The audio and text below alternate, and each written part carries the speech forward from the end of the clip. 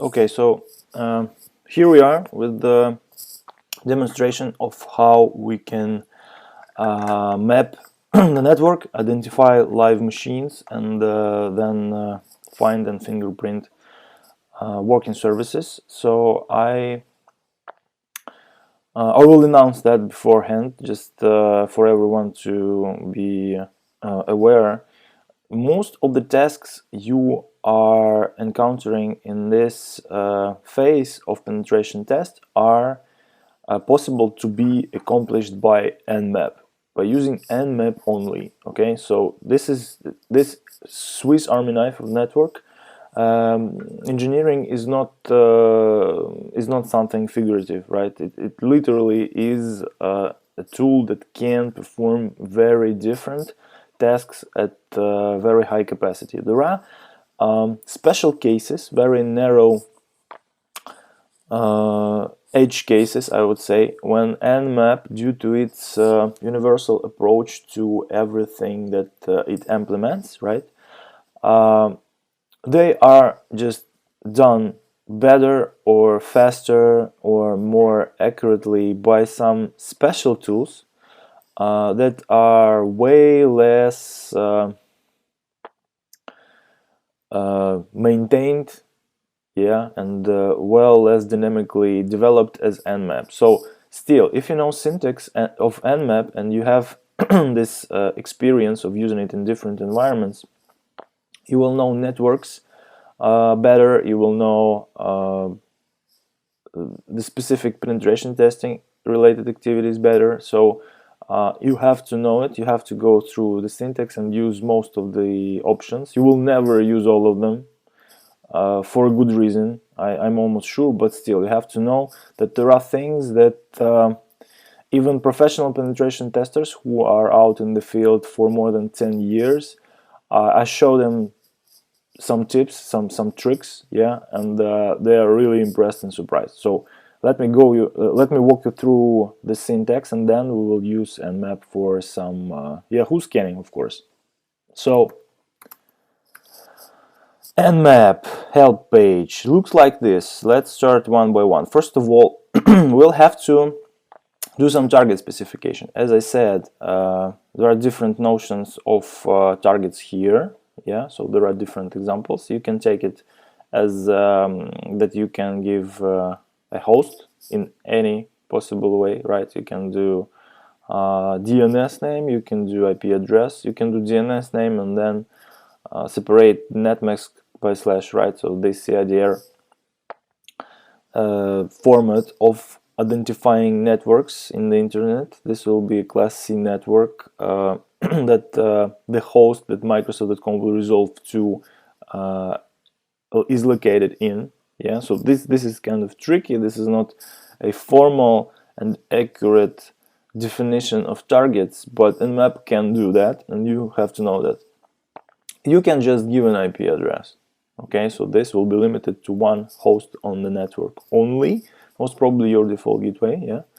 And this is how ranges can be configured, yeah. So take a note here and remember that doing ranges between network numbers or host numbers is not what Nmap is able to, yeah. So you can give ranges in different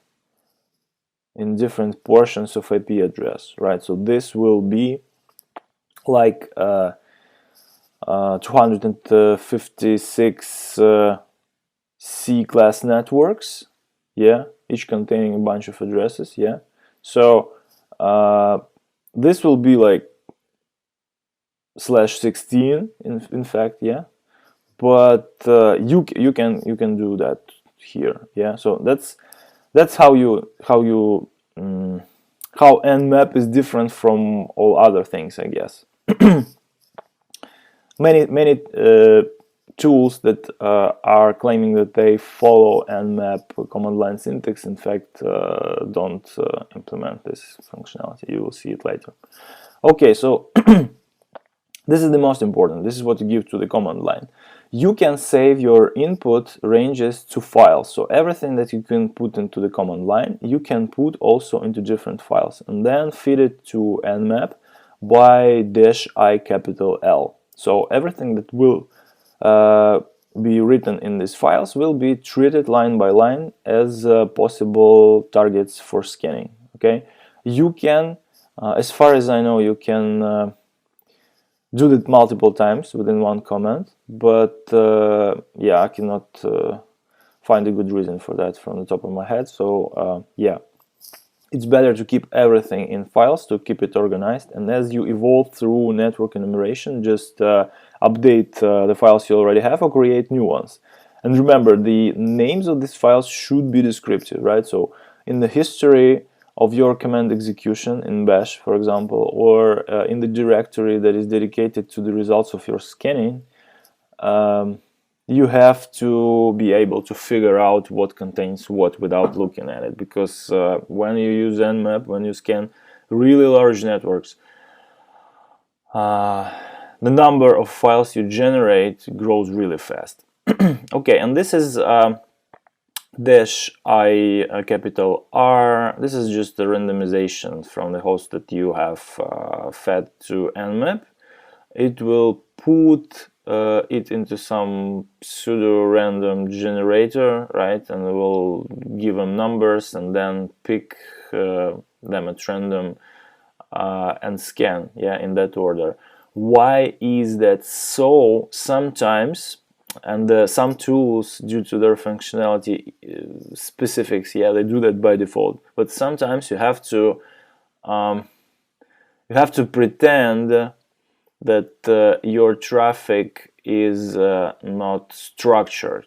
Yeah, so that, yeah, you are running nmap, but you have to make it look like it's not nmap. It's just a random bunch of connections going into client's infrastructure.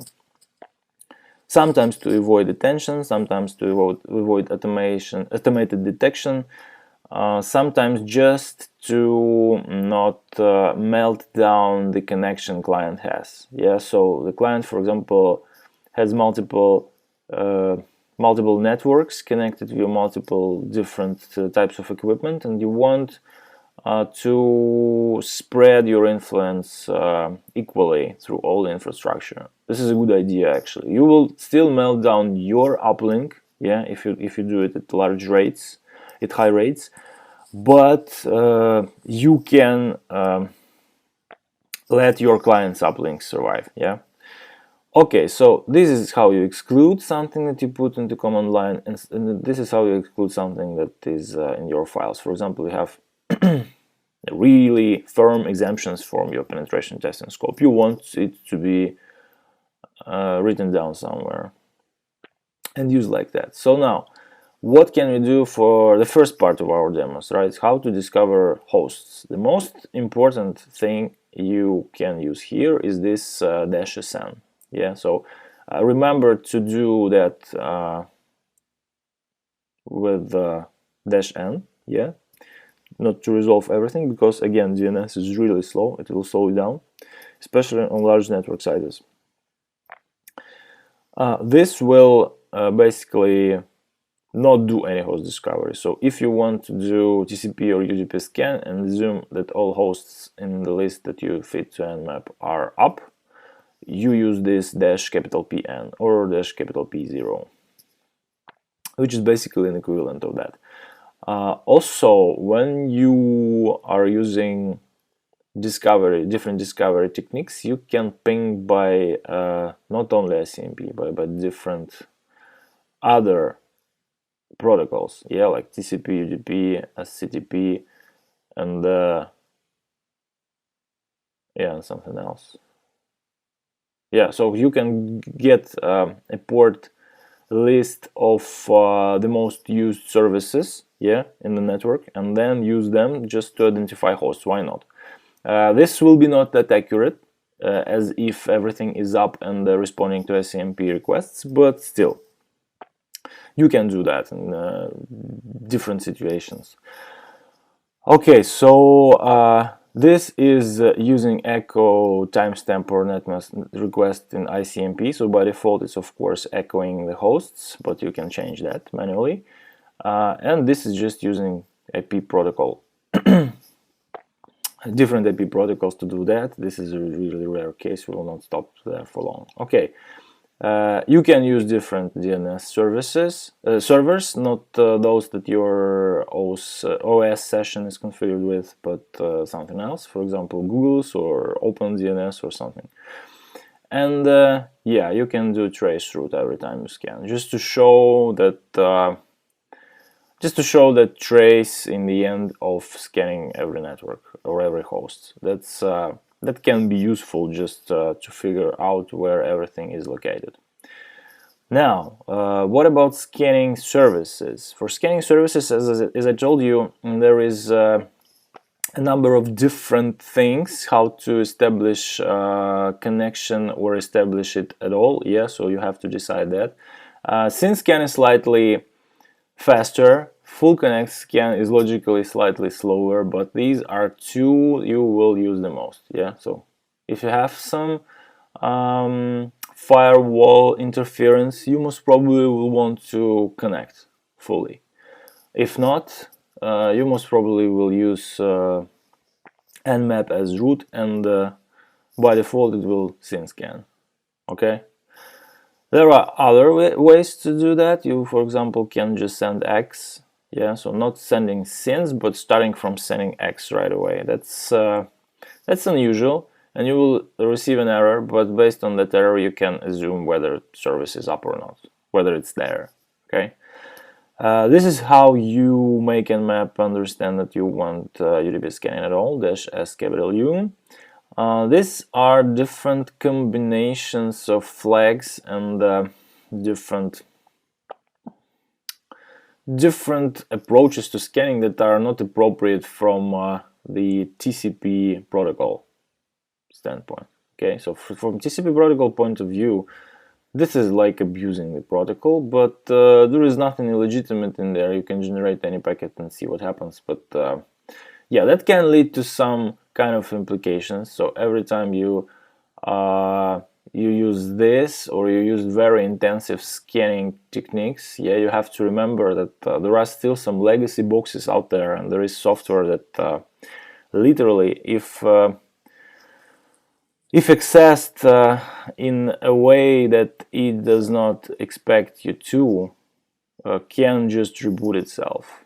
I were in the situations like that, you know. So there were just this box that counted money, yeah, for a large company, and it was basically a component of billing system. I will tell you more. So sending 3 specific packets by Nmap to that box caused a service in it to reboot.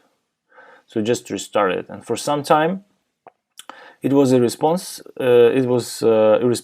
yeah, and everything that was going on during that period of time, those couple of minutes, yeah, was unaccounted, right? So this is not the end of the world, but still, this is something not really pleasant when you are talking to network and system administration guys afterwards.